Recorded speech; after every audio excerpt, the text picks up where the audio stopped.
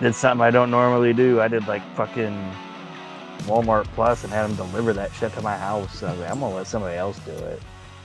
Oh, I don't think they even. They probably wouldn't even. Well, they would now, but like a few days ago, I don't think they even come down here. Like I didn't even go out and even bother checking the mail. Like there's just not even them idiots are coming down here. And the laziness of myself. Like I felt bad for one for doing that because I always feel lazy when I do that shit. I don't feel lazy about ordering food, but I do feel lazy about making somebody shop for me. But then they put it on the back porch, but they didn't even put it right up against the door or where I could just reach out. Like they put it just enough where I'm like, God damn it. You gotta The put a whole shoe purpose on. was I didn't want to put shoes I on. gotta put at least Now I a have to shoe put on.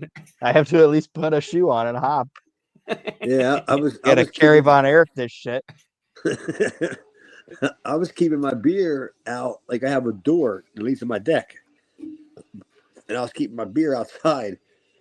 And like this morning, like basically late last night this morning, I got up and I went to get a beer, and when I opened it up, and I went to I can always put it on my cup and like let it pour in my cup and like walk away, and I came back and I'm like, why is this glass like filling up? And then I picked the can up and I squeezed it, and a big ice thing like poured out of it, and I was like, oh fuck. Now I gotta bring the fucking whole 18 pack in the house. It's a natty light Slurpee. Dude, that's exactly what it was. It's like That's the why other they're day all at work. sitting right here next to me on the floor. The other day at work, somebody was talking about like the old West times and like, oh man, it must have been so much better back. I was like, it was horrible back then. Horrible. Like people, I would never want to go back to that.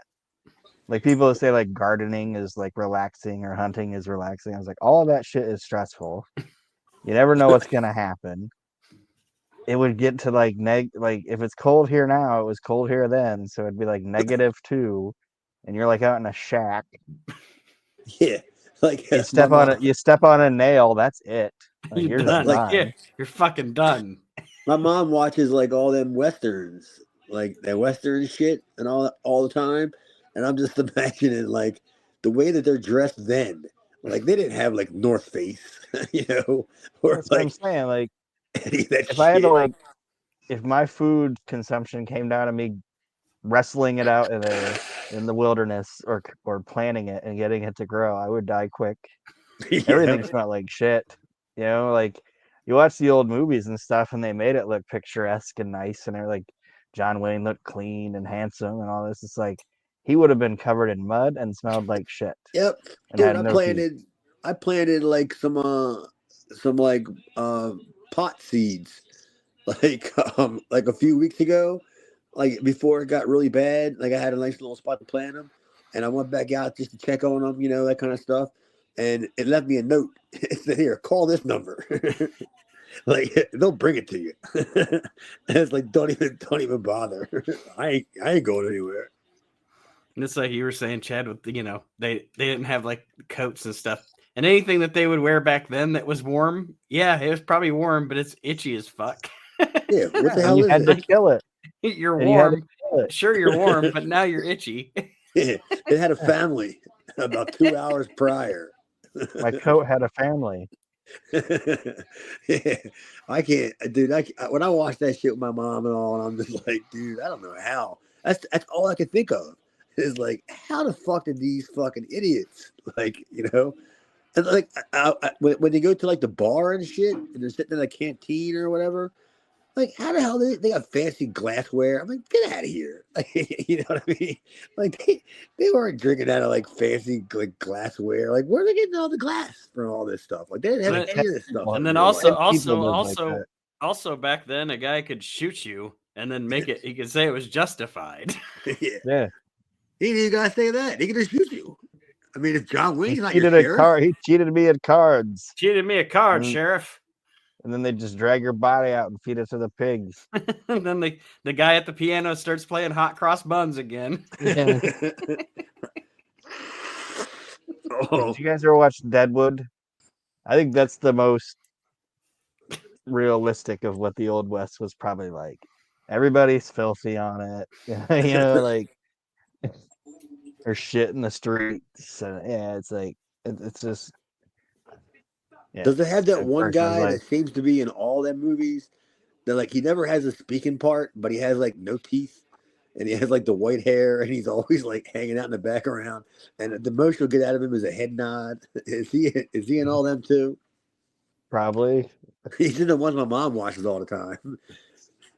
And I'm just watching. I'm like, that guy was in like Barfly, and that came out in like 1987 or something. Like my mom's watching movies that had to be colorized. And he was 100. He was 80 some years old. He was Gene Anderson then. Well, I guess we can start talking some ECW here now that we've talked about the cold, the old west. You never know what you're going to get at the beginning of Reliving the Extreme. But this is it's the episode of ECW Hardcore TV from December the 10th, 1996 that we are discussing this week. And I have mixed emotions on this episode of ECW. I don't know how you guys felt about it as we go through it. I guess we'll discuss the good, the bad, and the ugly, to quote a Western. It's kind of funny you said that because I didn't even actually like write down a grade on it like I normally do. I think I was just leaving it open-ended to see how the show went. But we get an opening video of Raven, the end of the barbed wire match between Raven and Sandman for the ECW Championship. I believe it was Holiday Hell, or on the Holiday Hell tour, or something to that effect here, where Raven pins Sandman in a barbed wire match to win the ECW Championship, which means his gout's cured, probably. Yeah, I didn't. Well, they didn't show enough for me to actually to see like what he did. Like for all we know, that could have been 10 seconds of work. You know, basically. And if it's Raven versus Sandman, you know Raven didn't have to do much. No, you're Raven, right. Sandman went through everything, and Raven just kind of stood around and watched it. What was the did you? I don't know if it was noticeable or anything, but like the music that was playing behind it, it didn't seem like it was like it would have been like an original song, even from Peacock standards. Like I wonder if that was just the generic music that Paul like put behind it. Did you catch that at all? Aaron, you usually catch that better than I did. Did you catch anything with the music? I didn't really notice anything with the music, so it might have just been something. Because usually Peacock's is terrible, so it might have just been something that Paul had. Yeah, either Peacock's probably some public domain bullshit.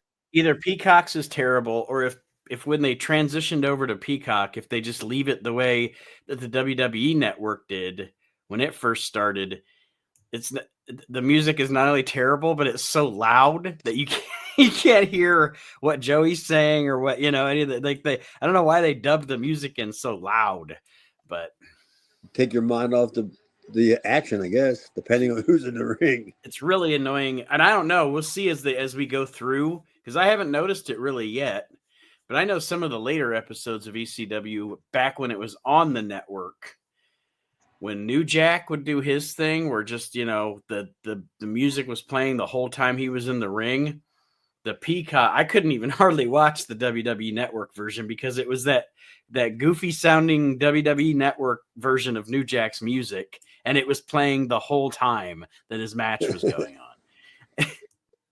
So when we get there, we'll see. It hasn't really happened with the Gangstas yet, but I noticed back on the network days that it was mostly after Mustafa was gone, and it was just New Jack coming out, doing his weapons thing. But well, we ain't got a whole lot of that crap on this show anyway. We're like gangster free, dreamer free. We're like a lot of garbage free on this show. It looks like.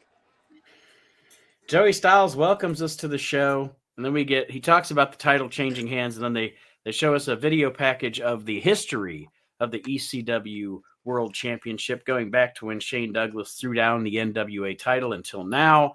And I'm sure that this has a purpose. This obviously has a purpose, and that is to show us the history of the belt, because we're going to be headed toward Barely Legal, and the title is going to be hotly contested between now and Barely They make Legal. it like it's this rich illustrious history. It's like it happened like a couple years ago, guys. I'm so glad you said that, Aaron, because I'm like, history? It's been like 2 years. They showed like both guys that held it before him. like it was Jim Londas held it for 47 years. And then that strangle used the Bisco guy held it for another 50. Like the Fabulous Moolah had it. Like it was 2 people that had it before you. Like when Jim Ross of the NWA would say, the NWA title goes back to 1905. And then, ECW, they're like, the ECW championship goes back 622 days. Yeah. 1994. It goes back to Wednesday.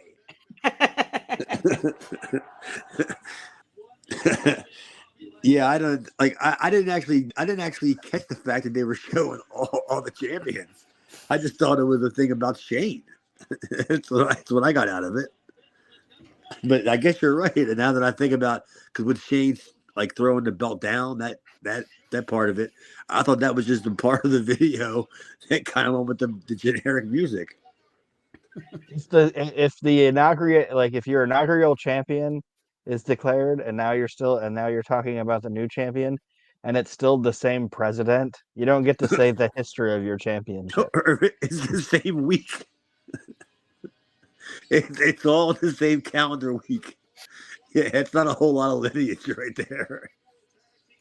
You hear Joey Styles turn the pages like he's flipping through the calendar, and he goes, "Oh no, it was the other day."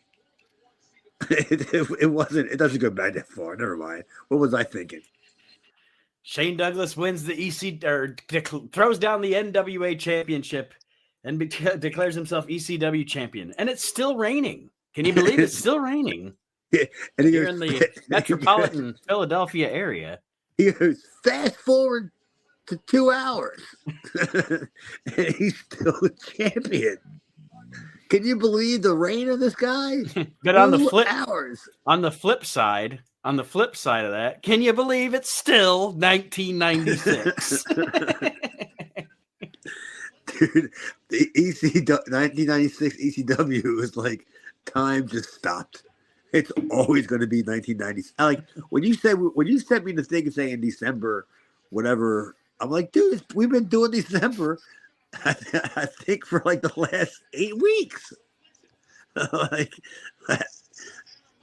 it's almost it's like our time past it, because we've been kind of on like track. Like our show dates the last few weeks have been pretty much coinciding with the actual shows that we've been watching. But no, it's still December in Philadelphia in 96. When we come back from that video, we see Devon Dudley and Axl Rotten in the ring. Devon cursing at the crowd. And then the BWO come to the ring. We got their new member, Perp Pac. That's Feinstein, right? Yeah.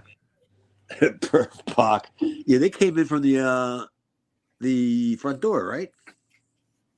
Yeah. Which is weird for Feinstein. He comes in through the car door. Opens his car for the van door. Yeah, the van door. Yeah. The panel van with the heart-shaped window. Yeah, he's even too much of a pervert for a geo tracker. Oh, that's got a top on it. You know, he can't diddle kids in a tracker. What's the matter with him? What was he thinking? Stevie. the diddler. Stevie Richards sets Axl Rotten off by calling him Ian Rotten. That would set me off too. Yeah. I also like the fact they were giving out bingo cards. Oh, I didn't catch that either. Yeah, they were handing out bingo cards to the crowd. Axl, while he was selling that he got called Ian, he was still pulling his shirt down. Like that poor guy, he needs to get like a special shirt that just goes all the way down. He's constantly Like he needs he needs, another arm. he needs like one of those onesie things that they put on a baby that has like the buttons that go around your crotch. Yeah, the Union.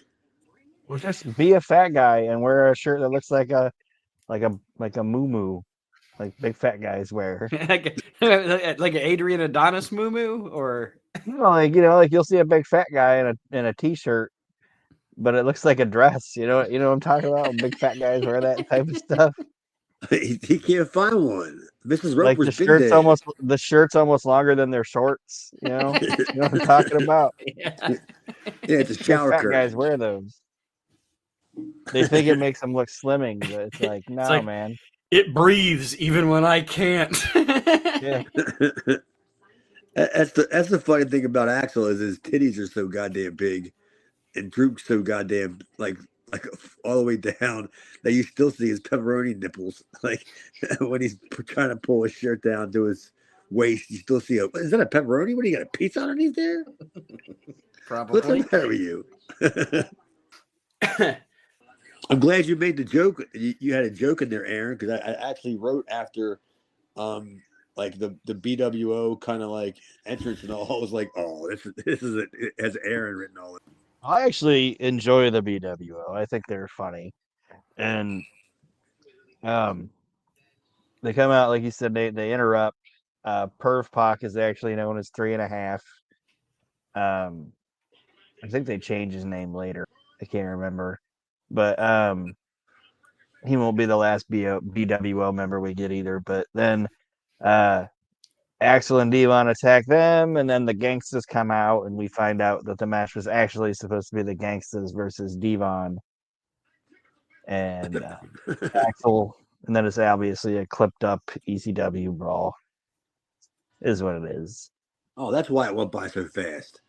I didn't know what was going on. But Like, I thought it was all still like clips like from other stuff. Yeah, this was during the holiday, one of the holiday. This is like I think these are shows from the Holiday Hell tour. This isn't necessarily all one show, I don't believe. Like the Sandman, the Sand. Tell me if you think I'm wrong, guys, but the Sandman Raven match didn't even look like it took place in the arena. It might have. I might be mistaken, but anyway, it doesn't really matter, I guess. But I know this match, like Aaron said, they cut it up. They cut it up pretty good. As far as I think, they only showed maybe like 4 minutes of it, but it's a brawl. And I noticed when New Jack came to the ring, his garbage can was actually full of garbage this time. He was leaving a trail of it when he was coming down to the ring. That was great. Like, I was waiting for one of the security guards to start picking the stuff up because I'm like, dude, he actually is carrying garbage. See the old see some of the old styrofoam McDonald's containers. So Mustafa could find his way back. He's all smoking pencil shavings, picking up the aluminum foil sub wrappers, making pipes out of it. I did think the New Jack leap off the Eagle's nest, Devon through the table looked pretty impressive. New Jack, I don't know. It seemed like Devon might have been a little farther out than New Jack thought he was, because New Jack kind of had to just fling himself instead of an actual jump. It looked like he kind of had to fling himself a little farther out than he intended to, but he made it. Yeah, normally when you do that, like from that high, it to not have to like jump, you kind of like fall. Yeah, so I was gonna say you want to be able to just bloop, just let yourself fall, Yeah, not have to leap. He had to put his feet like towards, like a little more towards like the edge, and kind of like go, oh fuck, like I gotta push off a little bit. This motherfucker's too far out. It's not like you can come back down. It's like once you're up there, you're kind of up there. You just gotta do it. Other than Sabu would have just crawled back down, pulled the table a little closer, crawled back up. He doesn't give a fuck. Yeah, and poor Sabu, something would have happened, and the table would have fell over while he was on his way back up again. He would have had to come all the way back down again and re-flip it back over. Like somebody had like a string attached to it. That's Sabu's luck.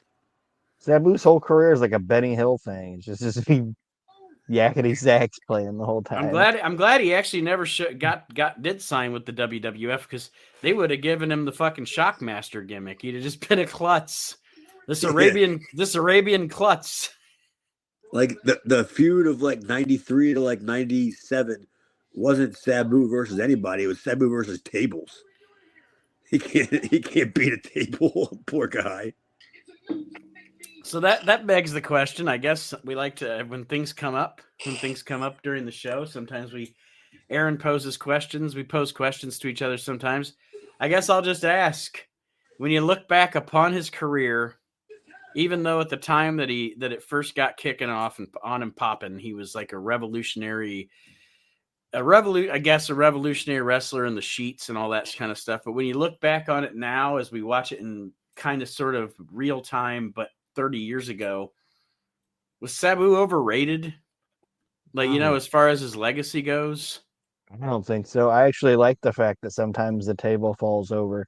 Now everything they do is just, it's so choreographed and you know what I mean? Like, at least when Sabu did it, it didn't look like it was a fucking dance. It didn't look like two guys just doing it together. And I'm not saying what those guys do isn't impressive.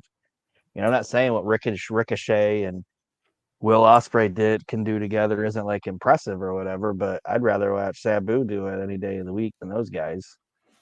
It's just my opinion. Yeah, and I wasn't giving an opinion either way. I was just asking. I wanted to see what you thought. I don't think it's overrated. I always thought Sabu was overrated. Honestly, just about everything he did. But it's not. That shit isn't easy. I mean, you got to give him credit because, like, even when he fails, he don't quit. I mean, he'll keep trying. You know what I mean? You can always tell too. You can always tell when he's grabbed a table that's too fucking thick. Like, oh my God, Sabu, why did you grab that? Why did you grab that table that looks like it's actual pine wood? Why? Why did you even grab that table, man? Like when you see the guys grab the table from underneath the ring and they slide it out because it's the table that they got to use, whatever. But he grabs like somebody ribbed him. And put one of them like FMW tables underneath there. Takes it out from under the ring and he's like, oh, because you can't go back. You can't like hope nobody's watching. I'm gonna slide it back underneath there and see what else is underneath there. Yeah, you got it now, buddy. Your choices are this table or a card table. Yeah, you're stuck with it now, boo. Well, we actually get at the end of the match. Stevie actually comes in to help New Jack and Mustafa and gives, I believe it was Axel, a Stevie kick. And then New Jack gets the pin. And then New Jack and Mustafa sport the BWO t-shirts. And Joey says that's one of the highest compliments the BWO could get. Yeah, pretty much. That BWO shirt that Mustafa has on is going to be covered in something later on. I have a feeling Axel could have kicked out if there was like a 4 count or a 5 count, because like it was 1, 2, pull your shirt down, 3, fuck. Like he actually could have kicked out of that, but he was too busy hiding pepperoni titties. The 5 count thing, side subject or side thought.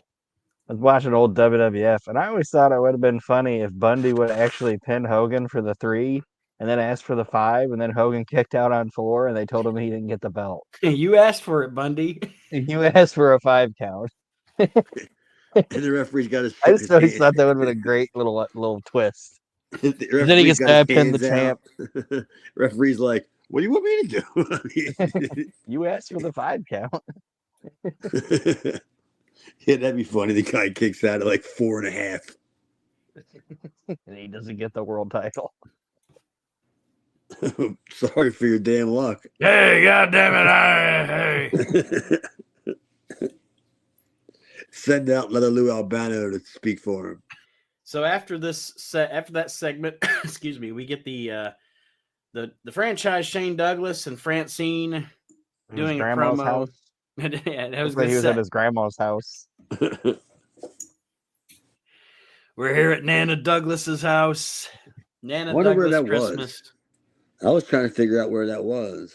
Yeah, because it definitely wasn't in an arena. It looked like it was in a house. No, it was somebody's house. It was somebody's house. There were drapes, for Christ's sake. Yeah, because it wasn't a hotel. It wouldn't have been. It wouldn't have been Heyman's house because they're Jewish. Why would they have a Christmas tree up? Or drapes.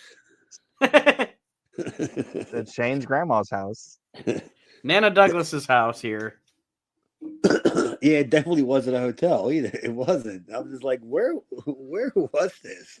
They call Nana Douglas the Nanchise. Oh, it could have been it actually could have been Francine's, because she lives around there. But then you're questioning, like, what is Francine's mom letting Shane stay over? hey, Mom. Here soon Scott Bigelow is going to show up. You know what they call his grandma, don't you? Oh no. Gam Bigelow. Gam. Ta-da. Looks just like him too. It's wild.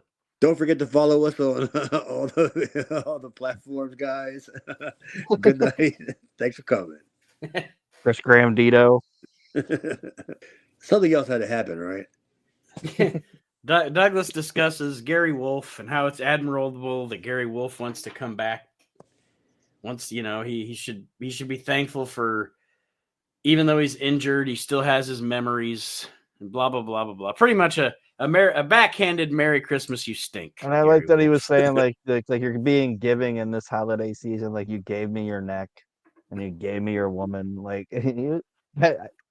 I like, this is like Shane, peak Shane for me. Just him being just a complete fucking douchebag. It's when he was at his best was from I'd say the time he came, like, he was good before, but like the time he came back until about 98 when he started getting really broken down. This is peak Shane Douglas for me. Yeah, Douglas needs to be. Yeah, you're right. He has to be douchebag Douglas, and that's the best. That's the best version of Shane Douglas. Pretty much. And it helps immensely. It has helped probably for what would you guys say about the past 6 months? It has helped immensely that he hasn't fucking mentioned Ric Flair or Shawn Michaels. That's what I'm saying. Like, this is peak him, and he's the best. His work's the best that it ever was. I think he looks the best. He's got the best the best character gimmick that he had at the time. He's not broken down. He's got a whore for a manager. This is peak Shane. Yeah, it's good stuff.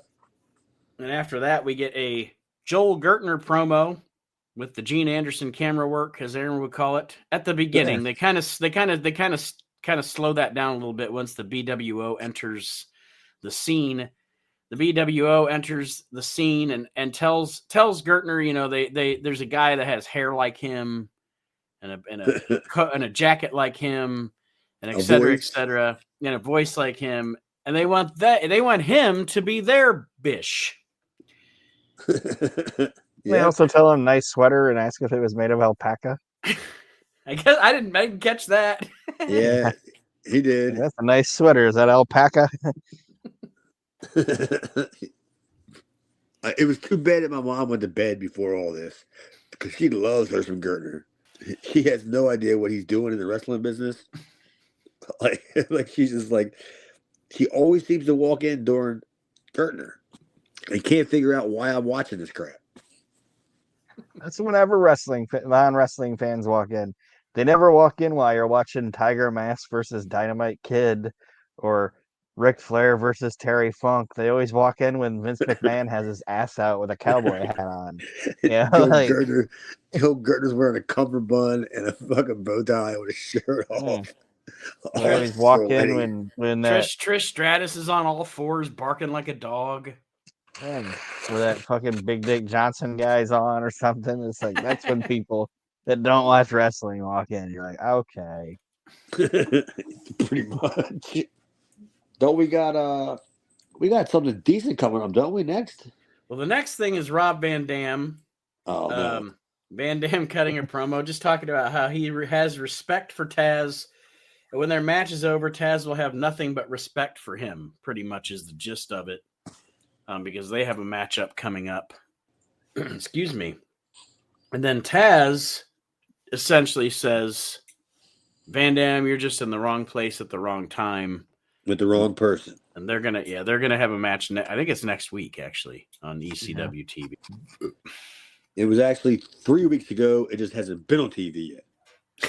Candido now enters the room with Joey Styles. Candido's acting like he's sick, and he says he has Kerwin Sylphiitis.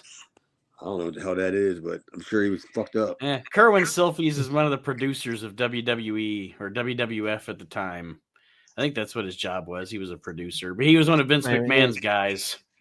He produced 99% of what we enjoy from from prime time, the Saturday night's main events, all this shit. Yeah, he was the non-asshole Kevin Dunn, basically. Like, he was actually respected the wrestling business. He had normal teeth. Yeah, he had normal teeth.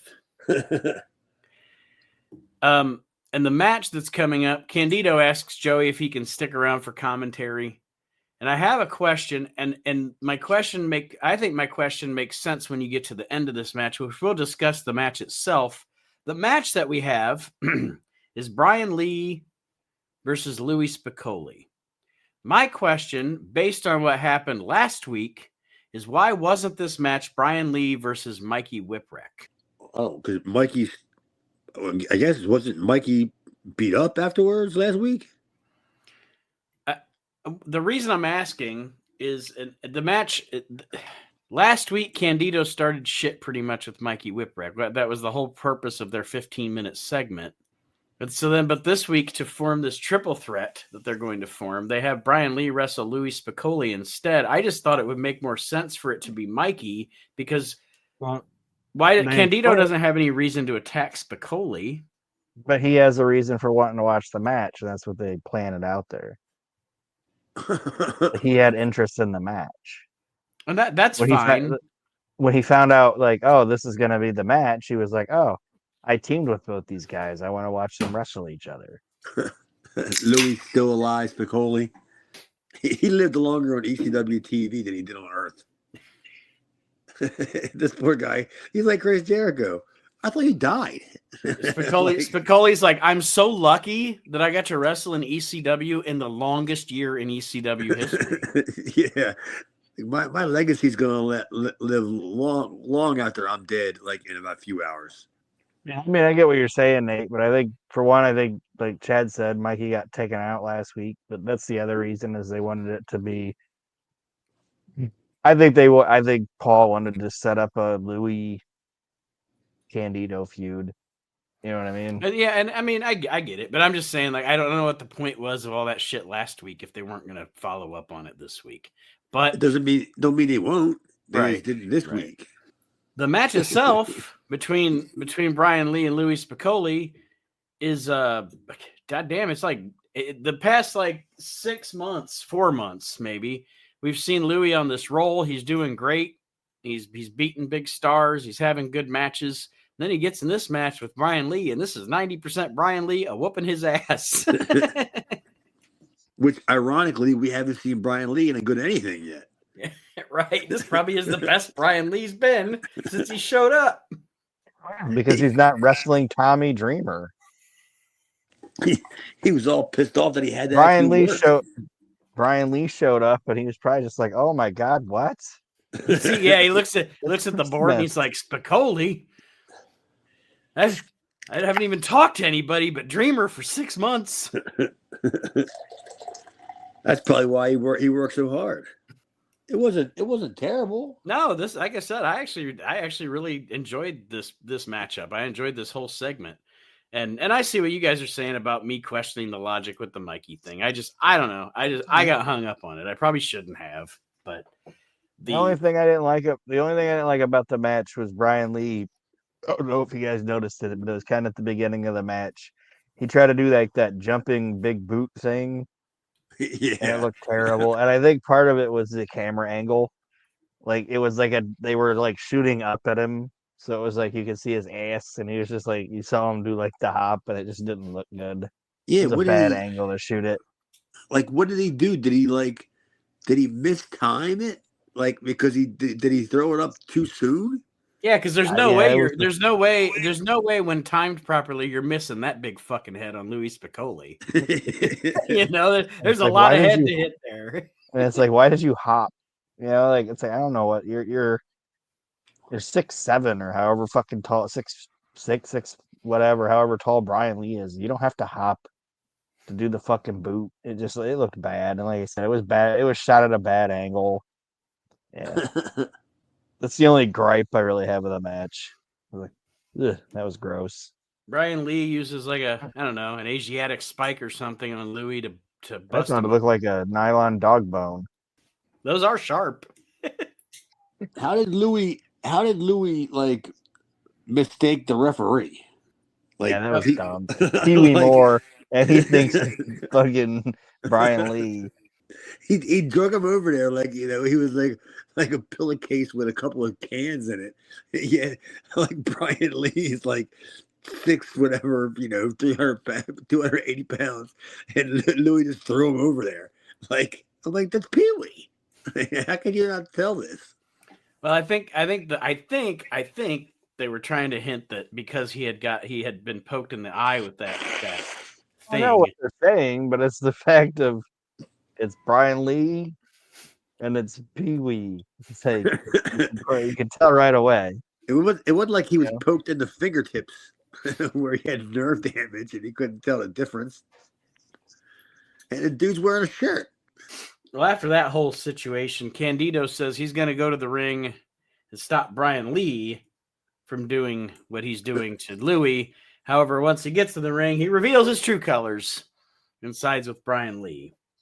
Louis then, he gets kind of the advantage. He gets a DVD on Lee. He gets a DVD on Candido. But Shane Douglas comes in, puts on the referee shirt. You got to have the shirt on. It's not official. You have to have the shirt on. Or how would they ever know you're not or how would they ever know you're the referee? Right. Like it looked like, because clearly the shirt that he took off of the ref was not a size the referee would wear. Because Shane just slipped it all over his head like it was his shirt. And I was just like, oh. Like it's the little things like that you catch it 30 years afterwards. Yeah, yeah. I'm sure if the ref wouldn't have had that T-shirt tucked in to his pants, Aaron, to what you were saying earlier, it would have looked like when the big fat guys wear the big T-shirt. If it was really a Pee Wee shirt, he would have been able to count the 3 count because he couldn't have moved his arms because the sleeves were too tight. Like a Chris Farley situation. One fat guy in a little jacket. Yeah. Franchise in a little shirt. I think we have a name of the show here. Jesus, it's just so fucked up how you catch all that shit 30 years later, like rewatching it, and nobody caught it then. Well, Shane Douglas makes a 3 count for Louis, making Louis think that he won the match. Louis gets up to celebrate, notices that it's Shane Douglas that's actually, in the ring with him. And then they come to blows. Louis picks up Shane for a DVD, but Brian Lee grabs him and choke slams him. Now the actual ref is back in now, gets the 3 count, and Brian Lee gets the victory. And then Pitbull 2 comes out to make the save. But this new triple threat, obviously, Shane Douglas, Chris Candido, and Brian Lee then beat down Pitbull 2. And that's one thing that I did note. I thought at first when Pitbull 2 came out and was like getting the advantage on them, I was like, you just put these guys together. You cannot let him fucking, right. thwart the heels already. But they made up for it. Like by the end of it, he was down and out too. And the heels came out on top. And hey, let me ask you this real quick. Just go back in just a couple of minutes. When Louis was bleeding, was that a gig or do you think that was hard way? Did you see where the cut was? I couldn't tell. I know what Brian Lee had was sharp anyway, so I'm wondering if it was just hard way because he did have something that was sharp. Like I said, to me it looked like like the Abdullah fork thing or the Abdullah stick. I don't know what he calls that, but or the Asiatic spike or something to that effect. So he might have just busted him open hard way. Because he wasn't cut like over his eye or his forehead. It was cut over to the side. Like when I saw him bleeding, and it wasn't bleeding bad. Mm-hmm. It was just enough, like a little bit of blood, because Joey tried to overemphasize it a little bit by saying that Louis can't see because of the blood. So I'm thinking, oh, well, maybe that was a planned like gig or something. But I'm like, but it didn't look like it from where the actual cut was that it was a gig. Or unless Louis didn't want to mess up his face. You know what I mean? Like he decided to like gig over to the side a little bit. But I just didn't know if either one of you two guys got it. Yeah, I didn't. Like I said, I didn't really catch that. Other than, like I said, what you're saying could be true. It might. I don't know. I don't know if I think he probably bled hard way and isn't that better? I hate to say that, but isn't that like as far as like scarring and stuff? Isn't that better than blading? Yeah, and sometimes it's easier. Mm-hmm. I mean, you don't get like trepidation about it. You know what I mean? Like when you have to bleed, Right? and something like that just happens, then you kind of like put your hand up, and you're like, "Oh shit, now I'm bleeding." You just don't know how bad it is, but because it wasn't bad, it wasn't like a whole lot of color. Mm-hmm. Not the way Joey was selling it, but I'm just like, well, it was just kind of awkward in the place that it was at, and how much blood that it was. But yeah, it was just kind of hard for me to figure out whether it was a gig or not. What's your favorite initial when the blood initially starts on somebody in a match, like when they first get either blade or when they actually get legit busted open? Well, it's for me personally, neither. But if I'm watching it, I guess I ain't got a preference. I hate to give credit to somebody, but one that sticks out in my mind, honestly, is that Survivor Series with Vince and the Undertaker. When Undertaker busts Vince open hard way with that shovel, and that his blood just starts pouring out of his fucking like. There's no way that was a blade. Like Undertaker fucking killed Vince. And I don't know if you guys know which match. I think it's 2003 Survivor Series. I know what you're talking about. It's like Vince's career on the line or some shit like that. Yeah, I was there. I didn't watch it on TV, so I don't I didn't have the greatest seats either, so I wasn't like on the floor or anything. I was kind of in the middle, so I didn't catch that because I was there, but I did see that Vince was bleeding. Oh man, go back and if you get a Vince chance, has a sometime couple of them. Go back and watch that because Undertaker. There's no way it was a blade. I like the way Vince, the way he starts bleeding and shit when Undertaker immediately when Undertaker cracks him with that shovel. Vince has a couple of them. There's that WrestleMania when Shawn scalped him with that ladder. Yeah, you know. That's why I'm sure Vince loved that shit. Say what you want about him, but Terry Funk was right. In Foley's book, Terry Funk, or he tells that story about Terry Funk saying, "You know who the most hardcore son of a bitch in wrestling is?"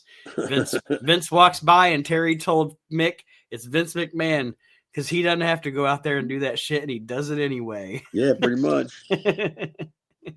Hey, Vince always said that he would never tell anybody to do anything that he wouldn't do himself. Right. And he doesn't he doesn't care if he gets gigged or gets hard weight, Fuck. I don't think I've ever seen Vince blade, honestly, to tell you the truth.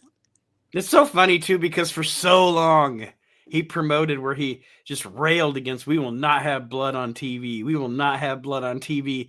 And then for 3 years he bled like a stuck fucking pig every time he went out there. Yeah. Oh, the irony. Well, that's the end of the PG.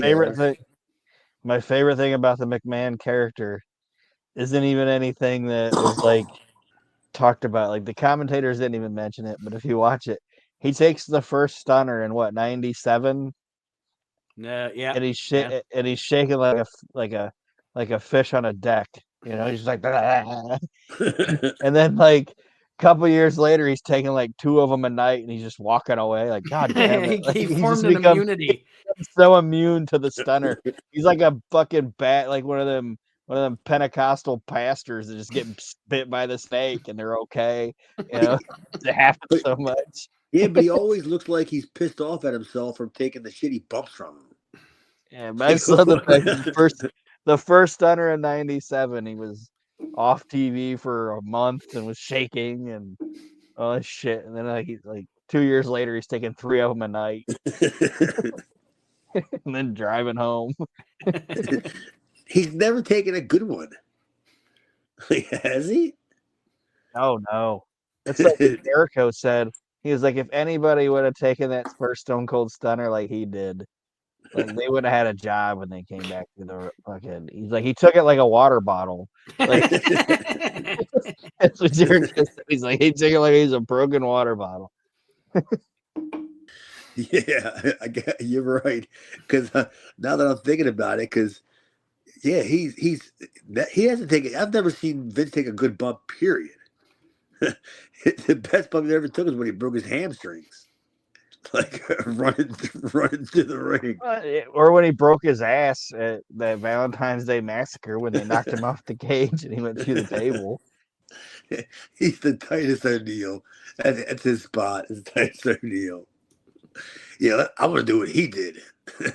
I'm gonna hurt myself going to the ring. God, it sucks. Well, we close out our ECW show. Joey Styles in the empty ECW arena after the show does an interview with Raven, where Raven pretty much says he won the title the same way he's done everything else in his life, all by himself. The big reveal: he didn't have the gout; he was in rehab. Yeah, 5 times in the last, 7 times in the last 5 years. Because every time he was gone, they said he had the gout. Well, now it turns out it wasn't. They were lying. He was in rehab. I don't know if that's true. They had to find a different rehab for him because there's no way the same rehab would just keep taking him back like 7 times in 5 years. Because eventually the guy's going to go, or whoever's going to be like, you clearly have no interest in this. Unless it's court ordered and you just have to be here. That's my question for you, Chad. Knowing him through the years, has Scott Levy ever legitimately went to rehab? Like, has he ever bothered to go to rehab? Let's be honest. I would say he probably did. I'll give him the benefit of the doubt and say twice. I would say once it was probably mandatory. and then some state, some government agency probably insisted on it. The other one was probably some form of an intervention, probably. That he did it just to suffice people. He's like, get the people off my fucking back. Yeah, get away from them. But 7 times in 5 years, there's no, like, why are you wasting anybody's time? You know what I mean? Because you don't just check into rehab and you get a room, and then the next thing you know, it takes it's a process of getting checked in and stuff. Trying to get Scott Hall. He's like in an opposite Amy Winehouse situation. He's like, I tried to go to rehab, and they said no. They said it's a fact. Do not come back. You gotta go. Go. Yeah, he's like his pictures up at every rehab center. Yeah. Like he stole from a gas station.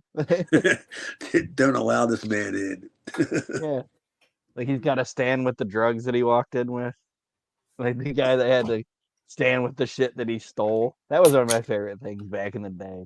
When you'd go into like a local carryout and there'd be like a guy like holding fucking bag of Skittles. Man, I was gonna say holding the shit that he tried to steal. Are you holding a Yoo-hoo and a Zagnut bar? Yeah, this guy tried to steal this. This guy went to jail overnight over a Mr. Good bar. In like one sock. Because the other one fell off the little clip thing as he was trying to get away. And it's a girl sock. He was just stealing it just to steal it. Yeah, that sounds like Raven. Hey, let me see what I can get away with. Watch this. I'm going to steal one sock. Fucking Raven. To end Raven's promo here, he says at the end of the day, essentially the only person that can beat him is himself, which sounds like a masturbation joke, but it's not supposed to be. And then we see footage. They show us footage of the match between Raven and Sandman. Of course, Lori Fullington and the kid are involved, and they send them to the back, and it's a barbed wire match. And we see stills And like I said, we haven't actually watched the match yet, but I'm sure most of it is just Sandman bumping for Raven, or Raven standing around watching Sandman bump for himself. Pretty much. Yeah, that's what it. I haven't seen that match in 30 some years, and I'm pretty sure that's what it was. I mean, that's one of the things from a shoot interview that sticks out the most in my mind of all the shoot interviews I've ever watched. One of the ones with Raven, they asked who's his favorite person to work with in ECW, and he said Sandman. He's like, I didn't have to do shit. I didn't have to do shit. He took all the bumps. I essentially just walked around, and he worked around me and made it look hardcore. So, God bless the guy. Hey, you can't blame him for that, right? Nope. I mean, that's what they say. Working smarter, man. Yeah, why not? This idiot's gonna go out. He's gonna bleed for him. He's gonna cut himself. If not hard way himself, he's gonna trip over something. He's having a match all by himself. Yeah, he somehow winds up wrapped up in barbed wire. That's cool. That's however you figured out to do that, buddy. Yeah, when they were showing like the clips of the barbed wire and stuff, like earlier, I'm like, it's like from the clips and shit, it didn't look like they used the barbed wire. They just decided to see who could wrap themselves up the most in it. Like they were just like wrapping themselves up in the barbed wire for the sake of just doing it. Like they're not using it as a weapon or nothing. Did this one happen before or after? I can't remember. This was before Punk and Sabu had theirs, right? Yeah, it's after. After, like when Sabu like ripped his bicep open. Like, have we already watched that? Yeah, that was like April, I think. Okay. I'm just saying maybe that. Yeah. Yeah, that was like April or June, I think. I'm just saying maybe that has something to do with how they said, hey, we're gonna full blown fling ourselves into this shit anymore. Sabu lost his arm. I don't know. Yeah, that might have something to do with it. Yeah, that was during Terry's last run. Okay. Yeah, but I think they're gonna have another barbed wire match, those two, at some point. Whether it's in Japan or in ECW, I don't remember. But so you might not be messed up necessarily with your timeline, Aaron. You just there might be another, but the one you're referencing has already taken place. Yes. All right. But overall, like I said, I gave this episode of the show a passing grade, like you, Chad. I didn't really. And that was when that what happened. That one happened in what, 95? No. Yeah. 90 late 94, 95. Yeah. No, it would have been. I would say it would have been like I think October. I think it was like 95. I think so. Yeah, that was Japan. So that was right? I'm talking about the one in the ECW arena, the Born to Be Wired. Oh, Born to Be Wired was before that. That was like I said, I think it was like in June, like in the summertime. Yeah, because I think 95? that was 95 though, right? I think so. That was like 10 years ago, so that's why I couldn't remember. What, their time or our time? Either. 10 years. 10 years is 10 years, right? Fuck. 10 years is 1990. Trying to lay down a joke. I was like trying to lay down a joke, and neither one of you were picking it up. 10 years is 1996 ECW. Like nobody's picking this shit up. But okay, let's go ahead. Dude, we're still at 1996 here. Come on, give us a break. We can't get out of this goddamn shit. We're still in. This is like the 5th show in a row. We're still in December. We have two more 1996 episodes of ECW, and then we will be heading into 1997. And that being said, like I said, this episode I didn't give it necessarily a letter grade. I gave it a passing grade. It kept my interest the whole time. Everything that happened was interesting. I didn't find anything on this show to be stupid or boring or pointless. It all flowed very well. I liked the show. Yeah, most of the time my notes are usually stuff that I write down that's bad. And I didn't have a whole lot of notes like to write down. Like I was just like, oh, this is pretty good. So we can talk about it like it was actually something worth watching. Aaron? No Dudleys really, no Dreamer. Yeah, I completely agree. I I thought it was a decent show. There wasn't anything bad on it, and we're getting a new crop of shit to happen because we're coming out of this holiday hell stuff. So I'm interested in it. All right. Well, we are going to sign off for the week. I want to thank everybody for listening to Reliving the Extreme. As I always say, I know it's repetitive, but you have to do it. Join us on the WNR Facebook group if you want to come discuss the show, discuss wrestling, anything you want to talk about pro wrestling. Also, if you like to listen to your podcasts on YouTube, check out the WNR Podcast Network on YouTube, where all the episodes of Reliving the Extreme and the We Can't Wrestle podcast are available. And the subscriptions are picking up on there, so we appreciate the people that are subscribing and commenting on our YouTube videos. So that is greatly appreciated. Yeah, we need a Patreon too. Patreon. Something. This is the first time in I don't know how many weeks that I don't have anything to promote. I think I've already done everybody else's show. I ain't got anything going on. Aaron, do you have anything to say before we sign off? Because I've got to go to the bathroom.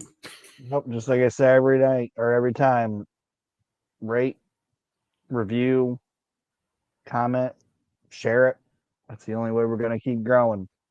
Thank you, Sven from over in Eastern European countries. We appreciate it.